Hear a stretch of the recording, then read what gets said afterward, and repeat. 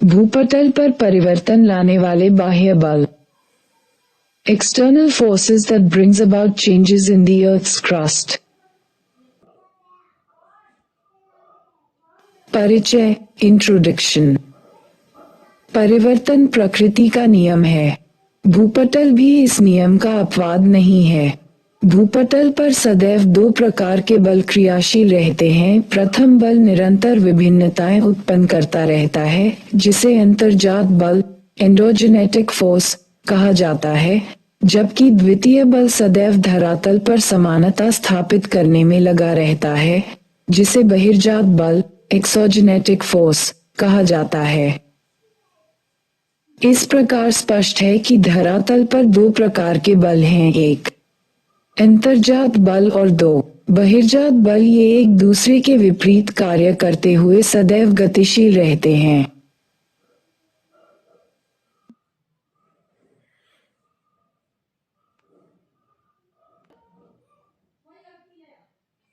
अंतर्जात बल, endogenetic force, ये पृथ्वी के आंतरिक भाग से उत्पन्न होने वाला बल है, जो दो प्रकार के संचलनों, मूवमेंट्स को जन्म देता है। क्षैतिज संचलन, हॉरिजॉन्टल मूवमेंट, लंबवत संचलन, वर्टिकल मूवमेंट। इन संचलनों के द्वारा भूपटल पर विभिन्न प्रकार की विषमताओं एवं उच्चावचों, रिलीफ फीचर्स, जैसे पर्वत, पठार, मैदान, घाटी आदि का निर्माण होता है।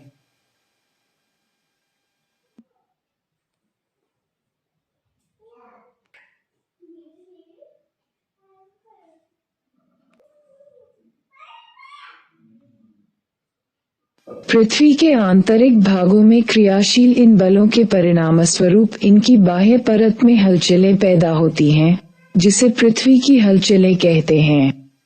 बल की तीव्रता के आधार पर इन्हें दो भागों में बांटा जाता है।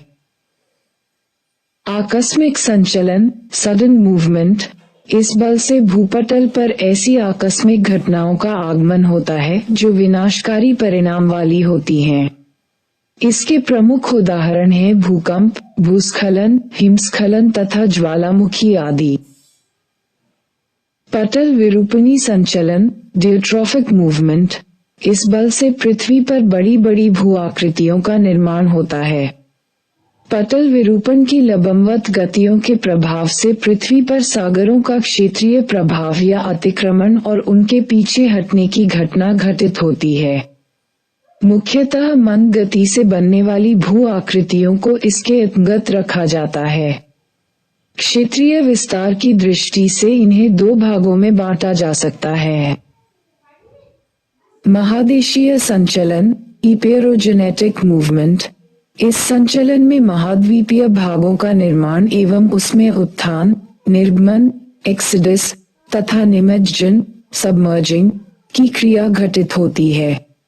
जब महाद्वीपीय भाग या उसका कोई क्षेत्र अपनी सतह से ऊपर उठ जाता है, तब उस पर लगने वाले बल को ऊपरमुखी संचलन, अपवर्ड मूवमेंट कहते हैं तथा ऊपर उठने की क्रिया, उभार, अपलिफ्टमेंट के नाम से जानी जाती है। इसके विपरीत जब महाद्वीपीय भागों में धंसाव हो जाता है तो उस पर क्रियाशील बल को अधोमुखी संचलन, डाउनवर्ड मूवमेंट तथा धंसाव के दूसरे रूप में स्थलखंडों का सागरीय जल के नीचे निमज्जन, सबमर्जेंस हो जाता है। ये क्रिया तटीय या सागरीय भागों में ही घटित होती है। महादेशीय संचलन का उदाहरण। भारत का पश्चिमी तट निमज्जित तट का उदाहरण है, जहां मग्न तट चौरस है, किंतु मालाबार इसका अपवाद है जो कि एक उत्थित तट है, जबकि पूर्वी तट भी उत्थित तट का ही उदाहरण है। हालांकि तिरुनेलवेली के पास निमज्जित तटीय भाग प्राप्त होता है। मग्न तट का चौरस होना महादेश जनक बल का परिचायक है। पर्वतीय संचलन, ओरोजेनिक मूवमेंट। पर्वतीय संचलन, ओरोजेनेटिक शब्द ग्रीक भाषा के दो शब्द ओरस और जेनेसिस से मिलकर बना है। ओरोस, ओरस का अर्थ पर्वत तथा जेनेसिस, जेनेसिस का अर्थ उत्पत्ति होती है। पृथ्वी के आंतरिक भाग से क्षैतिज रूप में पर्वतों के निर्माण में सहायक संचलन बल को पर्वतीय संचलन के नाम से जाना जाता है। ये बल प्रायः दो रूपों में क्रियाशील होता है। जब ये बल दो विपरीत दिशाओं में क्रियाशील होता है तो तनाव की स्थिति उत्पन्न हो जाती है, जिसे तनावमूलक बल कहा जाता है। इस बल के परिणामस्वरूप धरातल में भ्रंश, फॉल्ट, दरार, फ्रैक्चर, चटकन, क्रैक आदि का निर्माण होता है।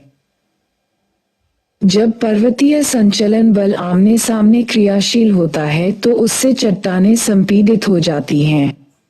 इस बल को संपीड़नात्मक बल, कंप्रेशनल फोर्स कहा जाता है। इसके कारण धरातल में संवलन, वॉर्प तथा वलन, फोल्ड्स पड़ जाते हैं। वलन व इसके प्रकार, फोल्ड्स एंड इट्स टाइप। वलन, फोल्ड्स पृथ्वी के आंतरिक भाग में उत्पन्न अंतर्जात बलों के क्षैतिज संचलन द्वारा धरातलीय चट्टानों में संपीड़न के परिणामस्वरूप लहरों के रूप में पड़ने वाले मोड़ को वलन कहा जाता है। वलन को निम्नलिखित स्वरूपों में देखा जाता है। संवलन, वॉर्प, पृथ्वी के आंतरिक भाग में क्षैतिज रूप में पर्वतीय संचलन बल के कारण जब एक विस्तृत क्षेत्र में धरातलीय भाग का उत्थान या अवनमन हो जाता है, तब उसे संवलन कहा जाता है। उत्सवलन, अपवाप्स, जब क्षैतिज संचलन के कारण धरातलीय भाग नीचे की ओर मुड़कर धंस जाता है, तब उसे उत्सावलन के नाम से जाना जाता है। इसके परिणामस्वरूप बेसिन या गड्ढों का निर्माण होता है। बृहद संवलन, ब्रॉड वॉर्प्स, जब क्षैतिज संचलन के कारण धरातल का हजारों किलोमीटर क्षेत्र ऊपर उठ जाता है या नीचे धंस जाता है, तब उसे बृहद संवलन कहा जाता है। वलन की भुजाएं, लिम्स ऑफ द फॉल्स, चट्टानों में पड़ने वाले प्रत्येक वलन में दोनों ओर के भागों को वलन की भुजाएं कहा जाता है। वलन का अक्ष, एक्सिस ऑफ द फोल्ड, वलन की दोनों भुजाओं के बीच अपनति के सबसे उच्च तथा अभिनति के सबसे निम्नस्थ भागों से गुजरने वाली रेखा को वलन का अक्ष कहते हैं। ये दो प्रकार का होता है, अपनति अक्ष तथा अभिनति अक्ष। अक्षीय तल, एक्सियल लेन, किसी भी वलन के मध्य भाग में स्थित तल को अक्षीय तल कहा जाता है। ये भी अभिनति के आधार पर दो प्रकार का होता है।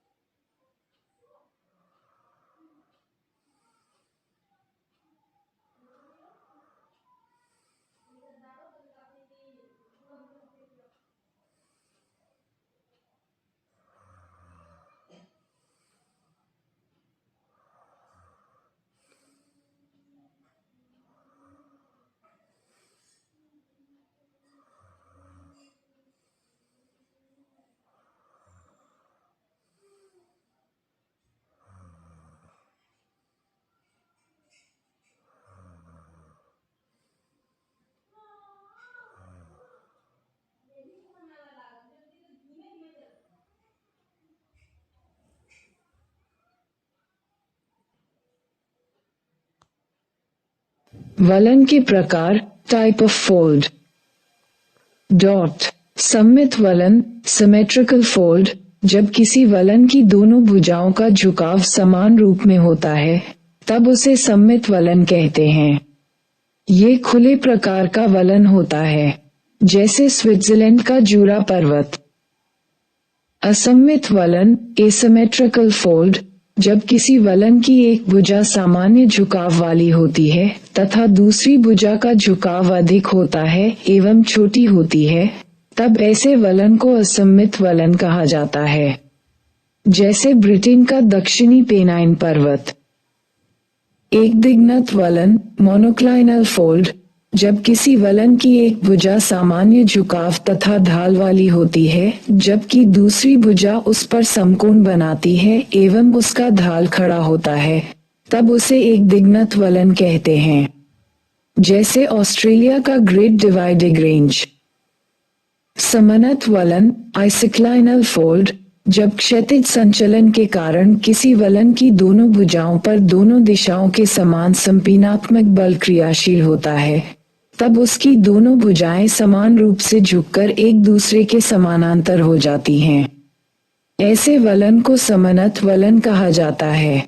इनकी दिशा का क्षैतिज होना आवश्यक नहीं है, जैसे पाकिस्तान का काला चिंता पर्वत।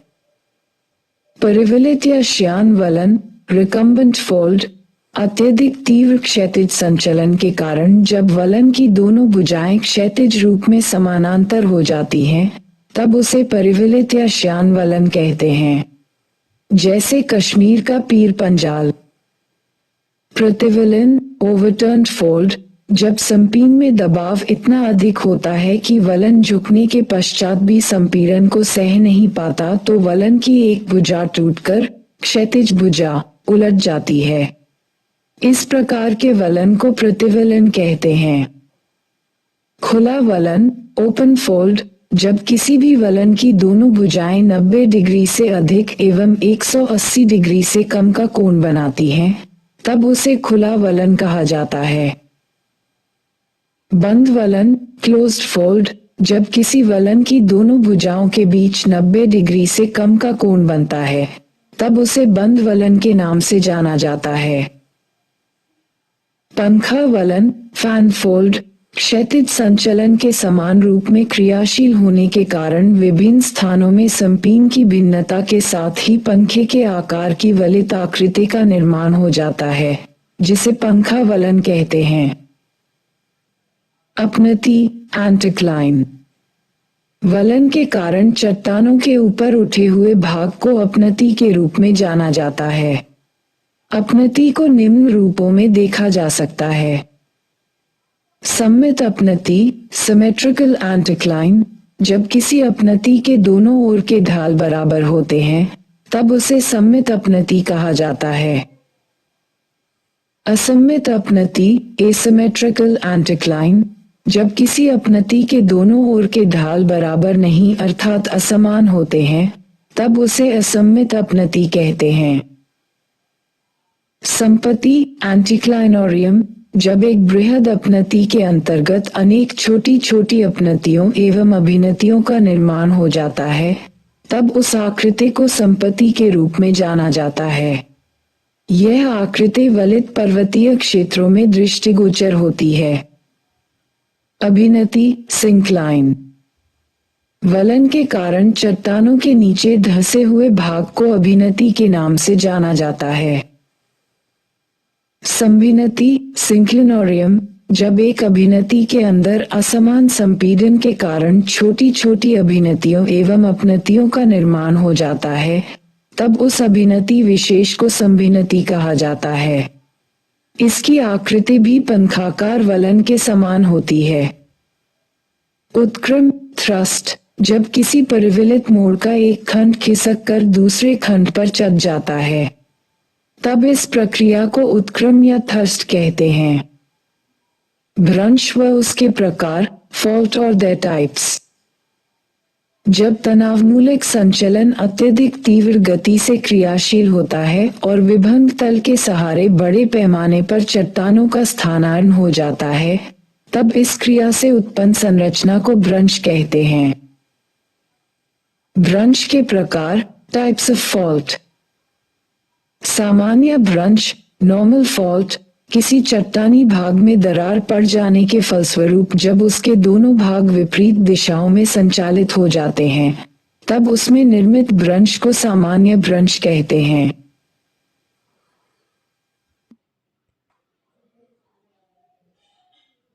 व्युत्क्रम या उत्क्रम भ्रंश, रिवर्स फॉल्ट, जब चट्टानों में दरार पड़ जाने के फलस्वरूप उसके दोनों भाग आमने सामने सरक जाते हैं, तब व्युत्क्रम भ्रंश का निर्माण होता है।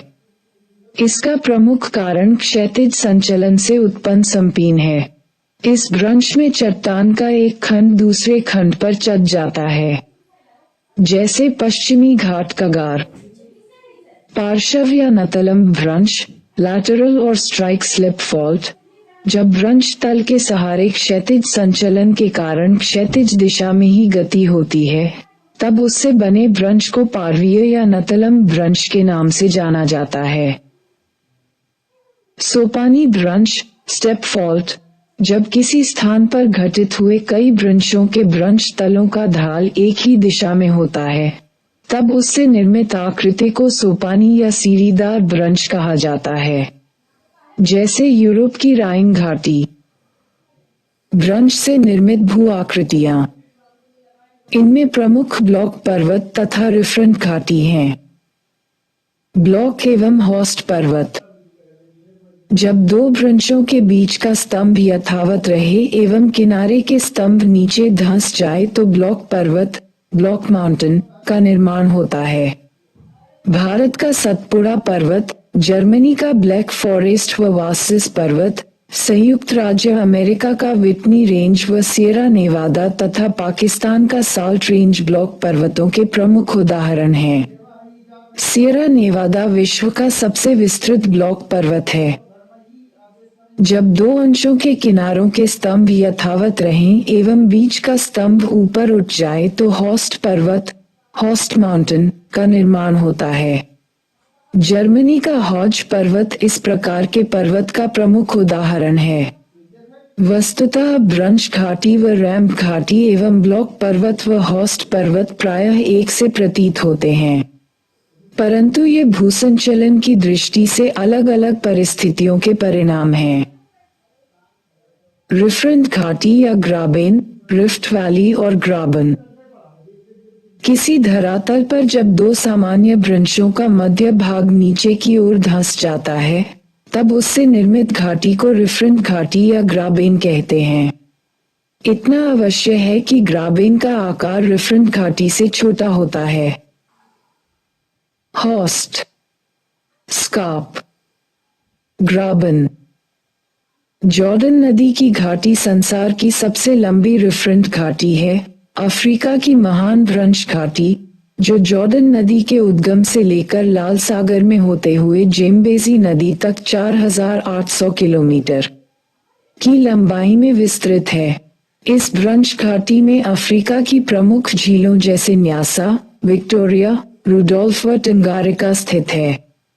दक्षिणी कैलिफोर्निया की मृत घाटी या डेथ वैली भ्रंश घाटी का सर्वोत्तम उदाहरण प्रस्तुत करती है। भारत में नर्मदा, ताप्ती व ऊपरी दामोदर नदियां भ्रंश घाटी के उदाहरण है।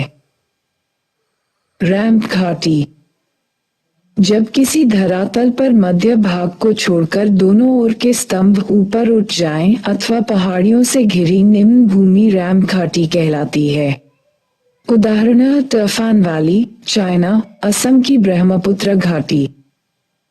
वृक्षों का महत्व, इम्पोर्टेंस ऑफ फॉल्स।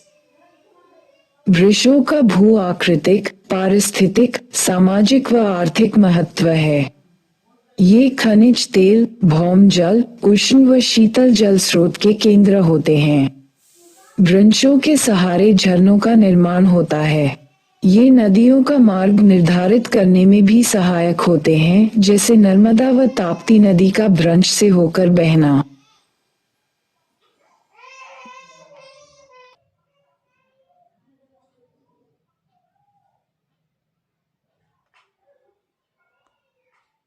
बहिर्जात बल, एक्सोजेनिक फोर्स। बाह्य कारकों के प्रभाव से उत्पन्न बल के द्वारा होने वाले संचलन को बहिर्जात संचलन कहते हैं। बहिर्जात संचलन के कारण अनाच्छादन नामक एक संयुक्त प्रक्रम का निर्माण होता है। बहिर्जात संचलन को समतल स्थापक बल भी कहते हैं।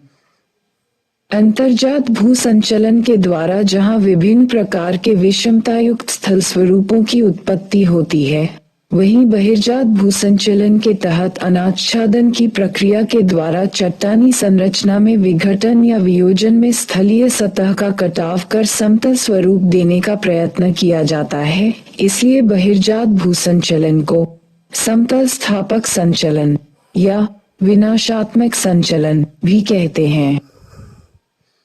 अनाच्छादन प्रक्रियाएं, डिन्यूडेशन प्रोसेस।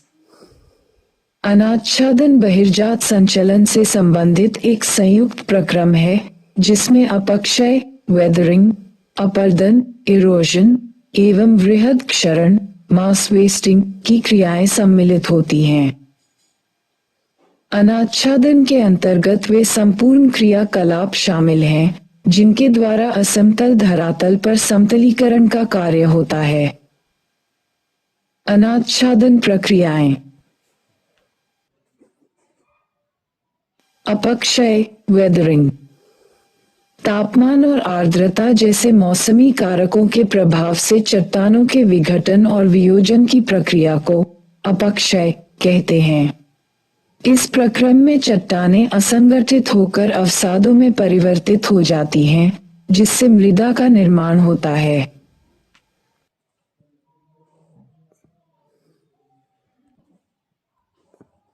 विघटन या अपघटन होते समय चट्टानों का स्थानांतरण नहीं होता है, अपितु अपक्षय एक स्थानीय प्रक्रिया है जिसमें शैलों का विघटन और वियोजन मूल स्थान पर ही होता है। अपक्षय 3 प्रकार के होते हैं: भौतिक, फिजिकल, सूर्यातप, पाला, दाब मुक्ति। रासायनिक, केमिकल, जलयोजन, घोल, ऑक्सीकरण एवं अपचयन, कार्बनीकरण आदि के कारण चट्टानों का विघटन। जैविक, बायोलॉजिकल, जीव जंतु, पेड़ पौधों और मनुष्यों आदि के द्वारा विघटन। अपर्दन, इरोजन। अपर्दन की क्रिया के अंतर्गत चट्टानी की संरचना के टूटने, फूटने व कटने से लेकर इनके परिवहन की क्रिया को भी शामिल किया जाता है, अर्थात यह एक गत्यात्मक प्रक्रिया है। इसमें अपक्षय की प्रक्रिया भी शामिल है। इस प्रक्रिया में संलग्न कारक किसी क्षेत्र विशेष में ही अधिक प्रभावशाली होते हैं। अपर्दन निम्न कारकों के द्वारा होता है: नदी, पवन, सागरीय तरंग, हिमनद, भूमिगत जल इत्यादि।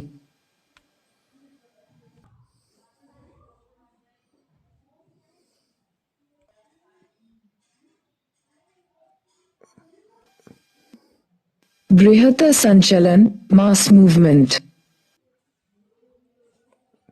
पर्वतीय क्षेत्रों में गुरुत्वाकर्षण बल के प्रभाव से असंगठित अवसादों के होने वाले अपर्दन या स्थानांतरण को बृहत संचलन कहते हैं। ये प्रक्रिया मंद और तीव्र दोनों प्रकार से हो सकती है, इसलिए इसे मंद संचलन, तीव्र संचलन व भूस्खलन, लैंडस्लाइड में वर्गीकृत किया जाता है।